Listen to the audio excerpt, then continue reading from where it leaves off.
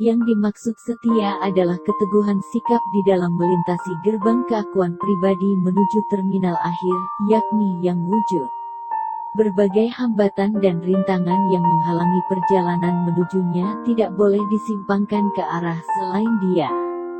Kesetiaan pada jalan yang ditempuh akan membawa ke arah pintu gerbang kepasrahan, yakni gerbang paling ujung di dalam perjuangan menuju Dia. Melintasi keempat gerbang pelepasan untuk menuju Dia memang bukan pekerjaan mudah. Di setiap gerbang pelepasan itu seorang salik sudah dihadang oleh Anafas beserta derivat-derivatnya yang menjaga gerbang. Anafas penjaga derivat-derivatnya itu laksana panglima perang beserta bala tentaranya. Di tiap gerbang pelepasan itulah seorang salik harus berjuang pantang menyerah untuk menaklukkan para penghadang. Jika dalam pertempuran itu salik terluka, maka ia tidak boleh mengeluh kesakitan apalagi merengek-rengek minta dikasihani. Seorang salik harus yakin bahwa dia akan mengirimkan tabib sekaligus penghibur untuk mengobati kepedihan jiwanya. Keyakinan, ketakutan, kecintaan, dan harapan yang ditujukan hanya kepadanya adalah modal utama bagi seorang salik agar bisa tetap setia pada jalannya.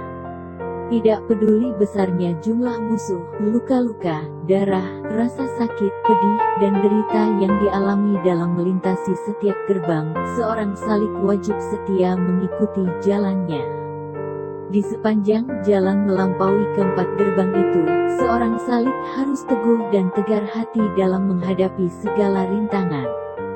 Meski tubuh jiwa penuh luka berdarah, seorang salik sejati akan tetap melangkah tegap dengan hati berbunga-bunga sebagai ksatria perkasa menuju bentengnya, sambil menyanyikan lagu-lagu perjuangan. Menyingkirlah kalian semua, hei pasukan Al-Bashar dan Anafas dari bentengnya.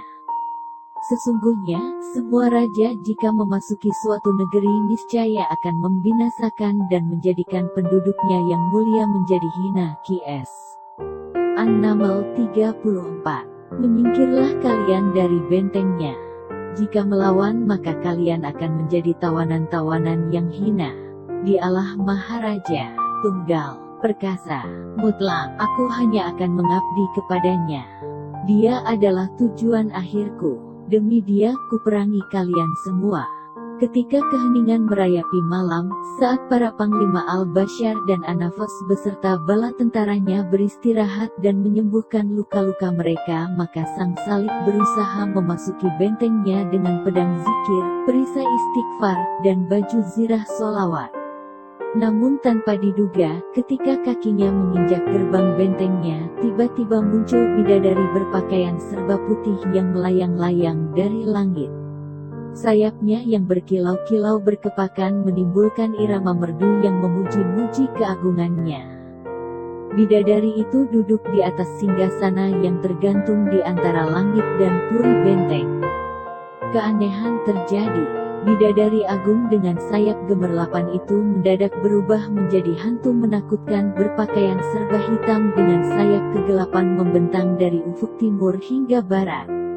Getaran sayapnya menimbulkan suara gemuruh menyeramkan.